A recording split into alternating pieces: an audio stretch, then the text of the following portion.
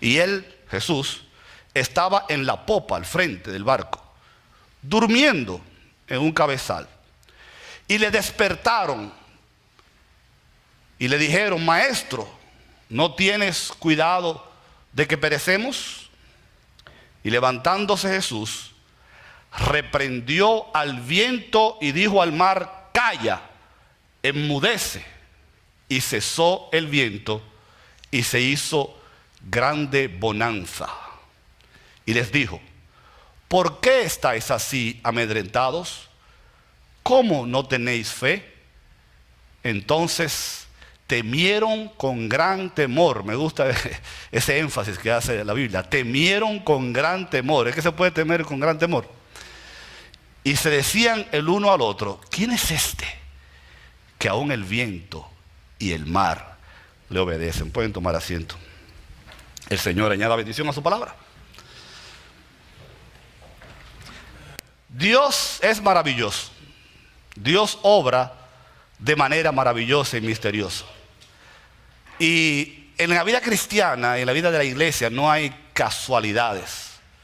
Alguien ha dicho por ahí que en la vida cristiana hay diosidades, o sea, en vez de casualidades, un juego de palabras, de que las cosas que le suceden al creyente no son coincidencia, no son casualidad. Es Dios que en todo tiene un plan y un propósito. ¿Por qué digo esto? Porque cuando anunciamos el tema del mensaje, normalmente yo le mando al liderazgo de la iglesia para el martes o miércoles a más tardar el tema del mensaje del domingo, y solamente ellos reciben la información, a menos que la pongamos en Facebook y en otros de los medios sociales de la iglesia. Nosotros fuimos quienes recomendamos a la hermana que dio la conferencia de mujeres. Que yo sepa, ella no sabía de qué yo iba a predicar el domingo. Y ella, me acaban de decir las mujeres, mi esposa me dijo con que estuvo en la conferencia, que ella habló de las tormentas de la vida. ¿Cierto, mujeres? Y nosotros no habíamos tenido contacto. Por lo menos yo no le dije a ella de qué iba a predicar. Además de eso, cuando yo estaba preparando el mensaje, y por supuesto me vino a la mente aquella canción de Renán Carías, ¿es, hermano Donado? Pasa en la tormenta. Y dije: cualquiera use esa música, pero no la voy a usar. Y el hermano la trajo y la usó en el sermón de hoy, en el tiempo de la adoración. Y por último, como si todo eso fuera poco, yo pensaba, y así lo estoy haciendo, comenzar este mensaje dando una historia personal de una hermana. Yo tengo 6 hermanas, ustedes lo saben ya, yo se los he dicho varias veces, y el único varón soy yo. Bendito entre las mujeres. Yo me crié con 7 mujeres, mi mamá y 6 hermanas. Y en mi familia no hay herencia ni de problemas del corazón, ni de cáncer. O sea que hay enfermedades que son hereditarias. Y hace unos meses atrás, una de mis hermanas fue diagnosticada con cáncer en el seno.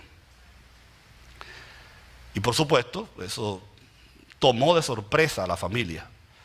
Y ella tuvo que pasar por el proceso de extirpación de los 2 senos, porque lo que hacen ahora es que le quitan el que está dañado y el otro por si acaso.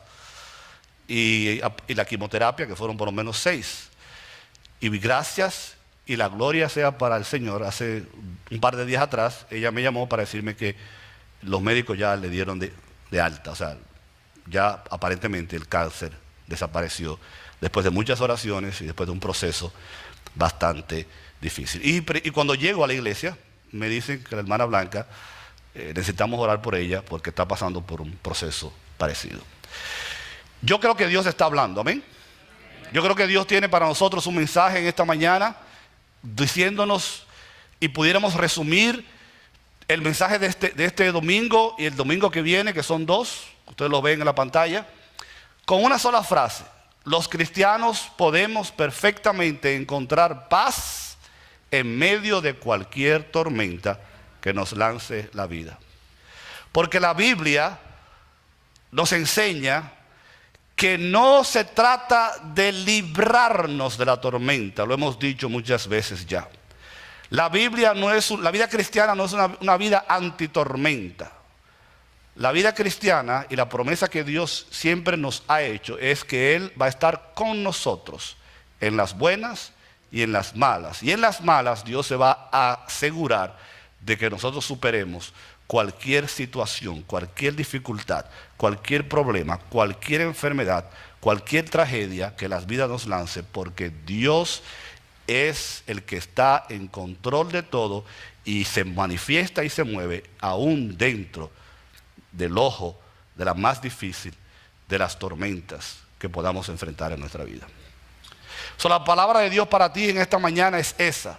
No importa por lo que tú estés atravesando, no importa por lo que tú vayas a atravesar mañana, si tú has confiado en Dios, si el Señor es tu Dios, tú puedes perfectamente estar seguro que Dios te sacará, te encaminará, que Dios estará contigo en cualquier dificultad que tú enfrentes. Yo, al igual que usted y yo, hemos pasado en la vida por situaciones difíciles.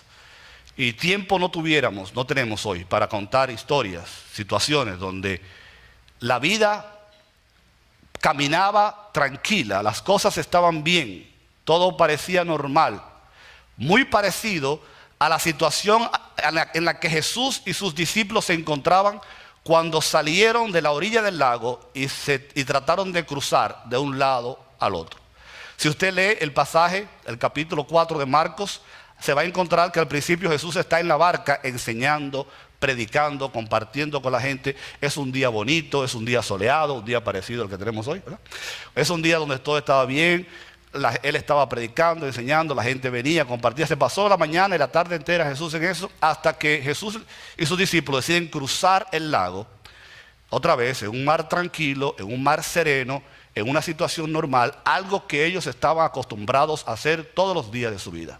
Es como cuando usted y yo, que salimos a trabajar todos los días, regresamos, salimos a la escuela, regresamos, venimos a la iglesia, estamos estudiando, la vida va caminando a un ritmo normal, cuando de repente nosotros encontramos la primera de 6 lecciones que este pasaje nos enseña, que nos dice que no hay nada que usted y yo podamos hacer para evitar las tormentas en nuestra vida. Ahora, eso parece ser una declaración negativa. There's nothing you can do. No hay nada que tú puedas hacer, olvídate. No hay nada que tú puedas hacer para evitar las tormentas en la vida. Pero en vez de verlo de esa manera negativa, lo que tenemos que hacer es saber que si bien en Cristo nosotros tenemos promesas, si bien en el Señor nosotros encontramos fortaleza, si bien hay un montón de promesas y garantías cristianas para cada creyente, tenemos que entender que las tormentas son parte de la vida.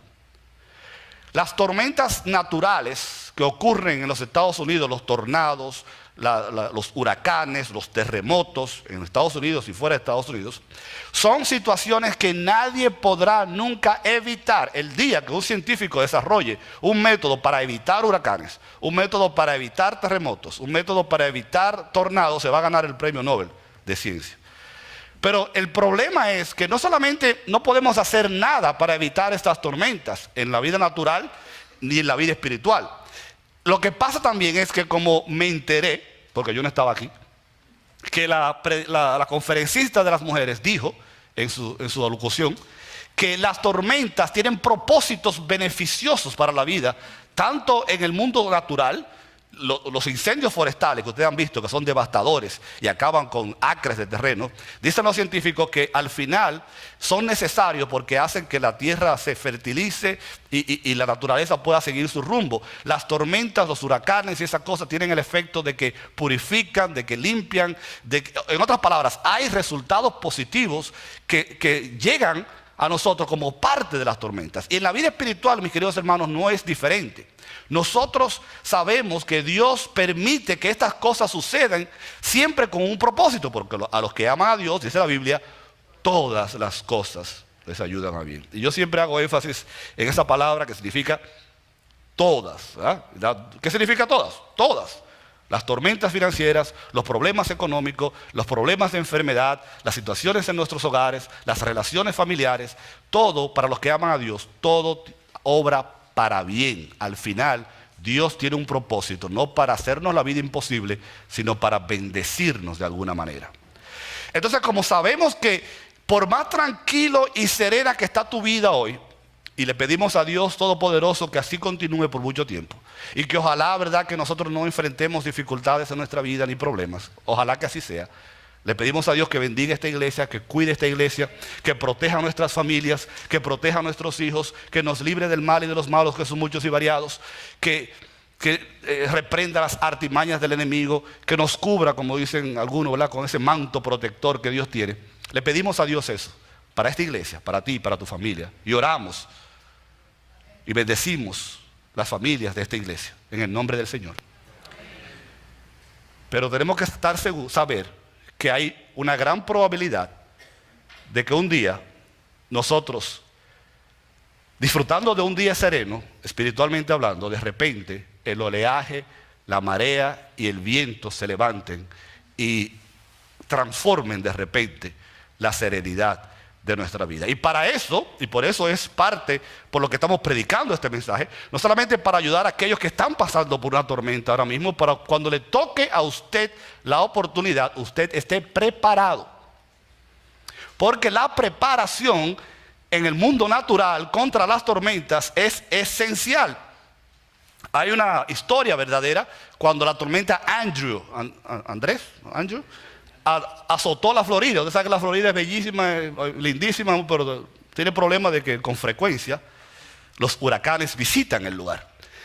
Y el camarógrafo estaba reportando la destrucción de Andrew. Todo lo que había a su paso había sido destruido, pero había en el medio de la destrucción una casa que permaneció de pie. Y el dueño de la casa estaba allí limpiando los escombros y el camarógrafo le preguntó: ¿por qué cree usted que la casa suya sobrevivió a la tormenta cuando todas las demás fueron destruidas? Y él dijo: porque yo seguí las instrucciones de los códigos de construcción de la Florida. Hay en la Florida códigos de construcción que te dicen, igual que en California hay códigos de construcción por los terremotos. En la Florida hay códigos de construcción donde se dice, si en Nueva York una casa tiene una viga de 3 pulgadas, en la Florida tiene que ser de 4. I don't know anything, ¿no? Yo no sé nada de ingeniería, pero más o menos esa es la cosa, ¿no? Si el fundamento tiene una capa de cemento, hay que ponerle 2. Si las ventanas están reforzadas con madera, en Florida hay que ponerla de hierro, porque hay una gran probabilidad de que una tormenta impacte la región y por lo tanto las estructuras tienen que estar bien preparadas para soportar, aguantar el impacto de las tormentas. Y en la vida espiritual no es diferente. Tú y yo tenemos que estar metidos en la palabra de Dios, conocer las escrituras, saber de las promesas del Señor, afianzarnos en el poder de su fuerza, para saber que en el momento de la dificultad vamos a permanecer de pie, porque vamos a estar cimentados en la roca que es Cristo Jesús. Y en la Biblia Jesús mismo dijo que hizo una ilustración de la casa edificada en la roca y aquella que fue edificada en la arena. Fíjense que la historia no dice que la casa que fue edificada en la roca se libró de la tormenta. La tormenta vino para todas las casas, pero la que estaba en la arena desapareció. La que no tenía fundamento sufrió el embate de la tormenta, pero aquella que estaba edificada en la roca, la tormenta vino, el viento sopló, los problemas se presentaron, la dificultad estuvo presente, pero al final permaneció firme. Y nosotros los cristianos somos como esos robles que permanecemos firmes. Y no somos como aquellos árboles en Aruba. Si usted visita la isla de Aruba, usted va a encontrar un montón de árboles doblados. Y eso es un símbolo típico de Aruba. Incluso en mi casa hay una estatuilla de un árbol doblado, porque ellos están orgullosos de los árboles doblados. Árboles que se doblan cuando el viento impacta. Pero aquellos árboles que son antiviento permanecen de pie y permanecen derecho, como permanece el creyente. Y supera las dificultades y las tormentas de la vida, porque está afianzado en la roca que es Cristo Jesús, nuestro Señor. La segunda lección que las tormentas nos enseñan es que ellas, en el mismo orden de idea, no discriminan. Lo mismo que hemos estado diciendo. La palabra del Señor que leímos dice que cuando Jesús y sus discípulos salieron a cruzar el lago, estaba la barca de Jesús, pero habían otras barcas allí. Dice así la Biblia, ¿verdad? Habían otras barcas. No era el bote de Jesús, el bote de los discípulos no era el único que había. Cuando la tormenta impactó, ¿Creen ustedes que impactó solamente a los otros botes que estaban allí? Por supuesto que no, porque ustedes ya leyeron la historia. Cuando la tormenta impactó todos los botes que habían en la región. Cuando los problemas vienen, impacta la vida de las personas a tu alrededor. Cuando la tormenta nos asedia, nuestra familia muchas veces es envuelta. El hecho de que Jesús estaba en el bote no fue razón para que la tormenta, el viento, las olas y todo lo que aconteció en aquel momento, que se suponía, ¿verdad?, lo lógico fuese que afectara solamente a los barcos de alrededor y no al barco donde estaba Jesús, porque allí estaba Jesús. Repito, el hecho de que Jesús estuviera en el bote no garantizaba que la tormenta también iba a afectar el bote donde estaba Jesús. Lo importante que aprendemos aquí es que, otra vez, la tormenta no discrimina, y lo que le sucede a otra persona, porque tú seas creyente, no quiere decir que no te va a suceder a ti. Estoy diciendo esto otra vez, no para que te sientas preocupado y digas, bueno, ahora usted me está diciendo que los problemas van a venir a mi vida. No, lo que te estoy diciendo es que aunque los problemas que afectan a otros vengan a tu vida, la diferencia es que Cristo está contigo en el bote. Y eso va a ser parte de uno de los últimos puntos que vamos a ver. Nosotros lo único que podemos hacer es estar preparados, porque cuando más tranquila parece la vida,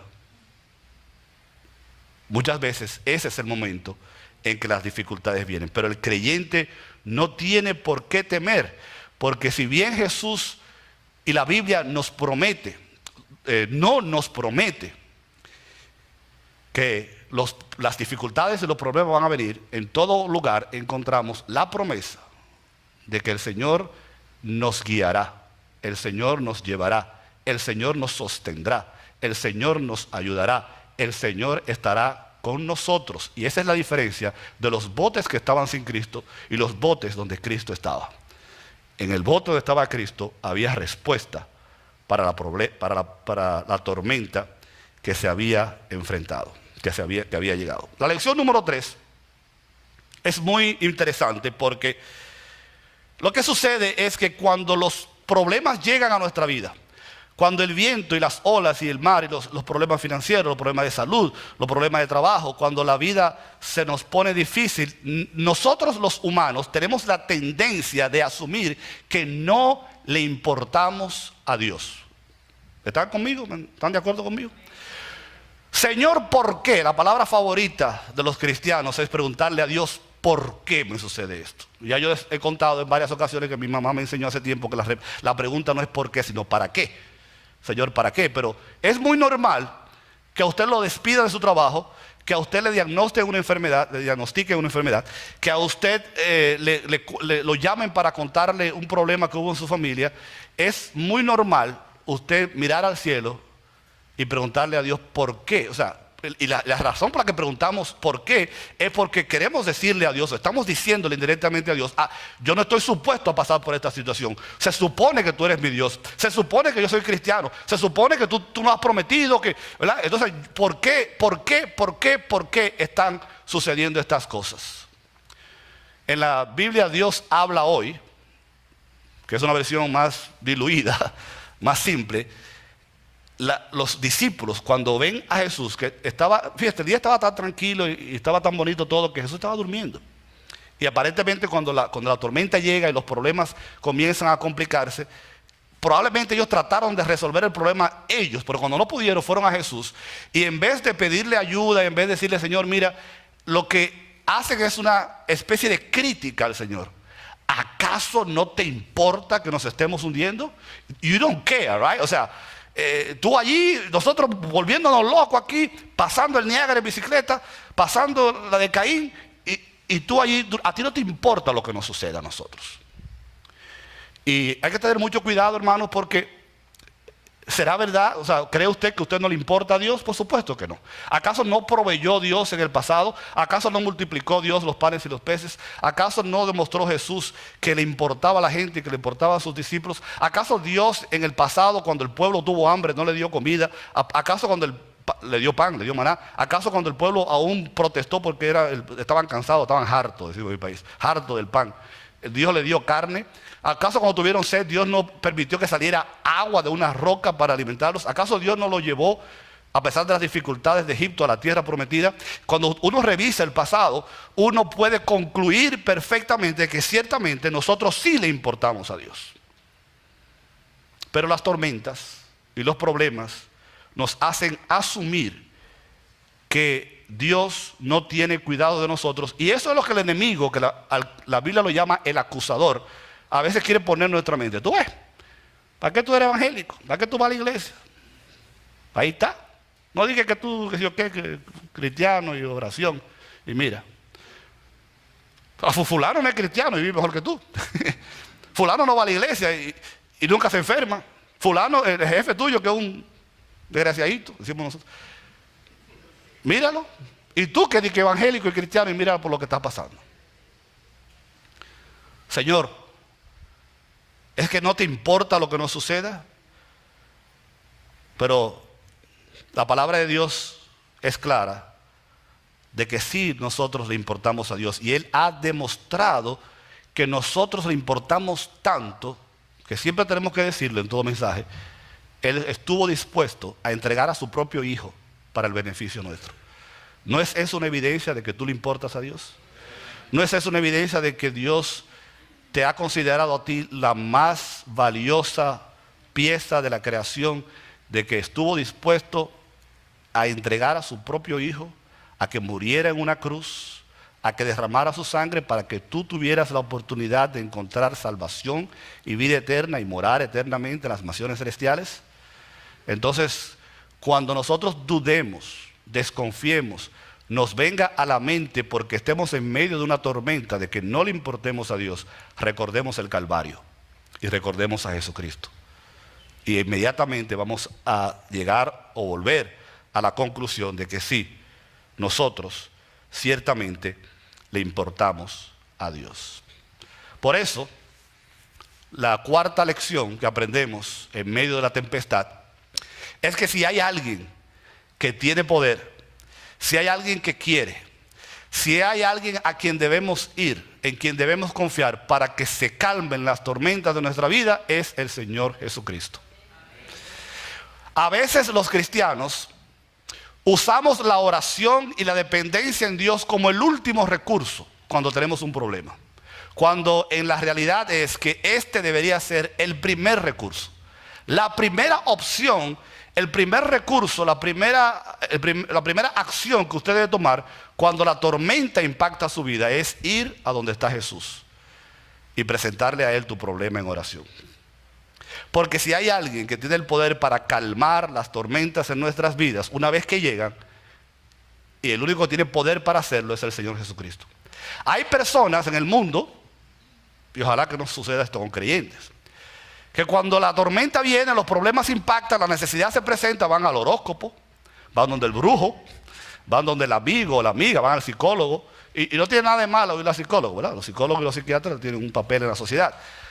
Pero en otras palabras, tratan de buscar opciones en otros lugares, van a buscar respuestas en otros lugares, algunos estupideces como a que le lean las manos y a ver lo que dice el horóscopo y lo que hacen es complicar el problema. Los discípulos, hay que darle crédito por lo menos que aunque en la desesperación y aunque aparentemente como último recurso fueron a donde estaba Jesús a gritar por ayuda. Sálvanos, Señor, haz algo. Y no tiene nada de malo, hermano, que usted le diga, Señor, Señor, haz algo. Despierta si está durmiendo. Sabemos que Dios no está durmiendo. Señor, mira dónde estoy. No tiene ningún problema. No hay nada de malo que usted grite y que usted reclame. Ustedes recuerdan, en la Biblia está la parábola de la viuda que fuñó y fuñó, decimos, fastidió y fastidió y fastidió hasta que el juez dijo, oye, esta mujer me tienes harto. Déjame resolverle el problema. Y finalmente obtuvo lo que quería. Canse al Señor con sus oraciones, que Él no se cansa. Ore a tiempo y fuera de tiempo. Insista, pida, llame, clame, hasta que baje la respuesta. Porque si hay alguien que puede resolver el problema que usted tiene, si hay alguien que puede sanar esa enfermedad, si hay alguien que puede proveer ese dinero, si hay alguien que puede resolver esa situación familiar, si hay alguien que puede calmar la tormenta en su vida, ese es el Señor Jesús. La Biblia, Dios habla hoy, dice que cuando Él se levantó y le dijo al mar, cállate, silencio, dice que el viento se calmó y todo quedó completamente tranquilo. Si bien es cierto que no podemos hacer nada para evitar que la tormenta llegue, ciertamente podemos confiar que Dios tiene el poder para restaurar nuestra vida al estado original una vez que la tormenta llegó. Y eso es una gran promesa. Y eso es una gran realidad. No importa lo fuerte de la tormenta, en Cristo y en Dios hay poder para calmarla. Yo no tengo ese poder, el pastor no tiene ese poder, el grupo de liderazgo no tiene ese poder, sus amigos, la iglesia no tiene ese poder, pero juntos y en oración y confiando y dependiendo del Señor, cuando el Señor dice basta, la tormenta se aquieta. Él dijo, mi paz os dejo, mi paz os doy. Yo no la doy como el mundo la da. No se turbe vuestro corazón, ni tenga miedo.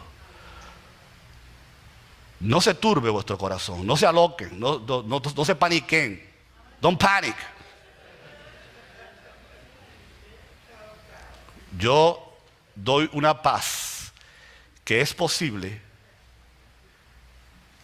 experimentarla aún en medio de las situaciones más difíciles. Y aquí tenemos que hablar un poquito acerca de la fe, una lección dentro de la lección.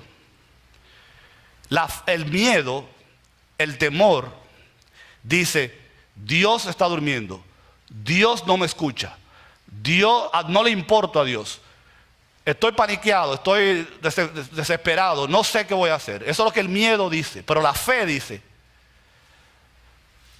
aunque mi Redentor, aunque me mate, dice Job, dijo, yo sé que Él me levantará del polvo.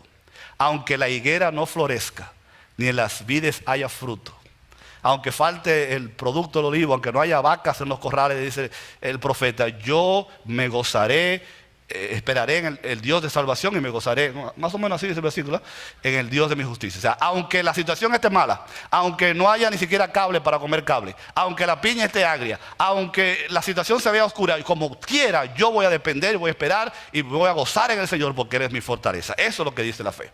Mark Twain, famoso escritor, dijo, mi vida ha estado llena de calamidades, de las cuales algunas realmente han sucedido.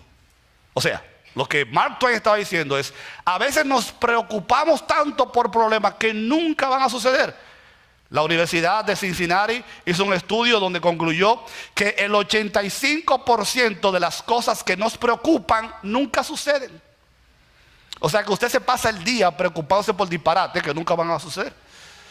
Olvídese de eso. Invierta su tiempo preocupándose por las cosas importantes. Y es más, no se preocupe por nada. Si tu problema tiene solución, ¿por qué te preocupas? Y si no tiene solución, ¿por qué te preocupas? Tú vas para el cielo con el Señor, amén. Una manera sencilla de ponerlo, pero es la verdad. Entonces, el asunto es que la fe debe sustituir el temor en los momentos de dificultad, porque eso fue lo que Jesús les reprobó y le llamó la atención a los discípulos. La lección número 5 es que a veces la tormenta viene a nuestra vida para probar nuestra fe. ¿Ustedes creen que en la Biblia Dios prueba la fe de la gente? ¿Ustedes creen que hay ejemplos bíblicos de que Dios ha probado la fe de personas? ¿Verdad que sí? Abraham, ¿verdad que sí? ¿Acaso Dios no puede probar la fe tuya para determinar tu grado de fidelidad y dependencia de Él? A veces los problemas vienen porque a veces las tormentas de nuestra vida llegan porque tú y yo las provocamos. Es el caso de aquellos hombres que todos los años iban a cazar venados. Y ellos alquilaban un avión todos los años que lo llevaba al lugar donde iban de cacería. Cazaban y regresaban con los animales. Un día hicieron todo lo que acabo de decir, llegaron al lugar donde cazaron varios venados, animales grandes. Ellos eran como 4 cazadores, más el piloto del avión. Y cuando el piloto del avión, que era un avión pequeño, ve a estos hombres que vienen cada uno con 1 y 2 venados, Y dice, wow, wow, wait a minute. Ustedes y todos estos animales no van a caber en el avión. Bueno, caben, pero el peso va a ser demasiado fuerte. Eso puede hacer que el avión se caiga. Y dijo uno de ellos, pero el año pasado nosotros matamos el mismo número de animales y todos nos metimos en el avión. Dice el piloto, ¿de verdad? Sí. Ok, se montaron ellos, los animales, el piloto en el avión arrancó y a los 2 minutos, ¡boom!, se trayó el avión en un matorral. Y cuando empiezan toditos sobrevivieron, gracias a Dios, ¿verdad? Se levanta uno y dice, ¿dónde estamos? Dice el otro, yo no sé, pero creo que estamos en el mismo sitio donde se trayamos el año pasado.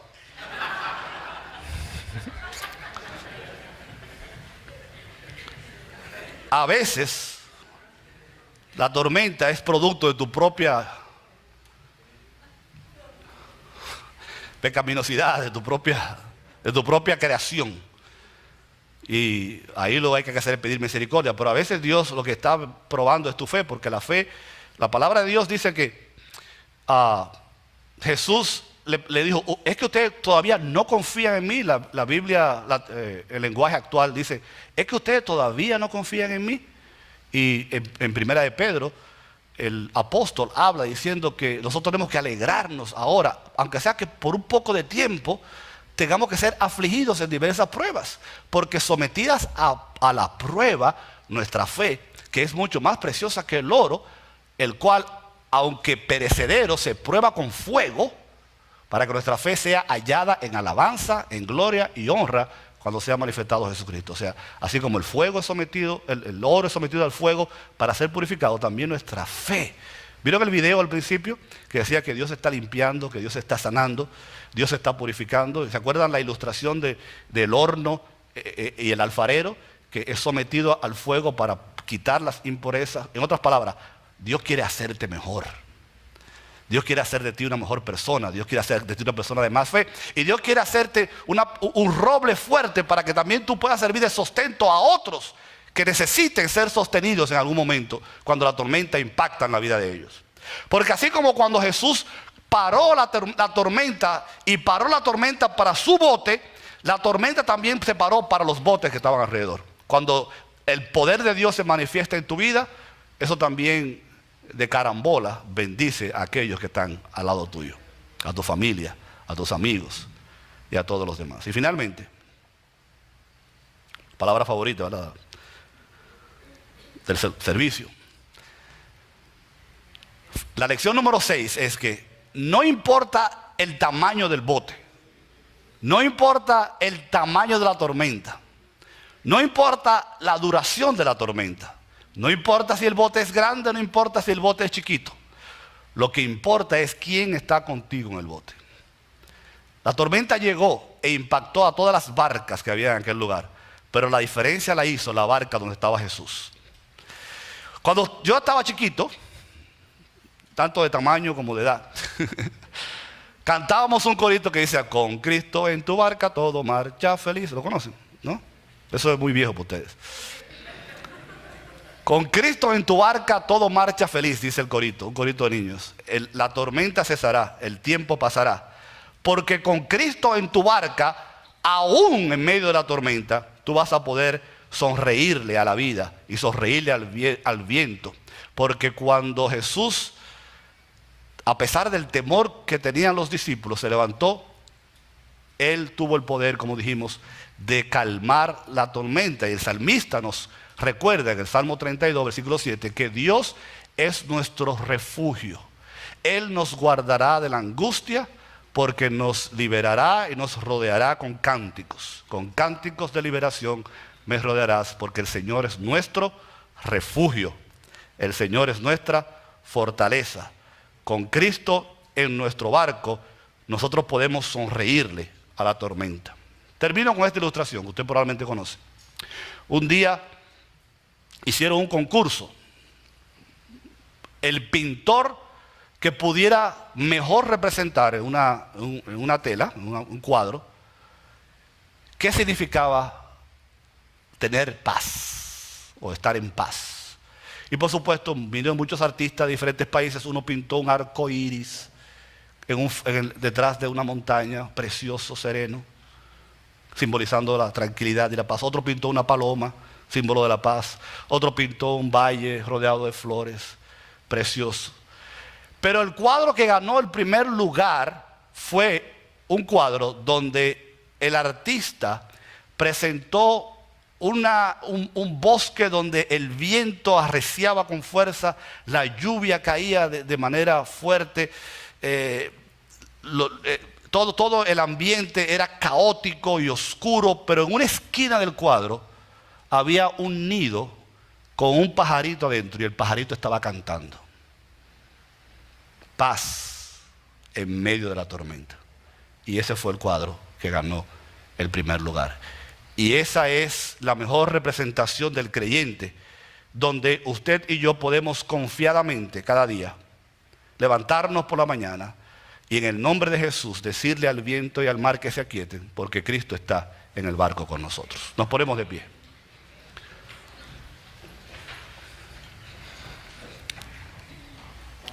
Vamos a cerrar los ojos e inclinar el rostro.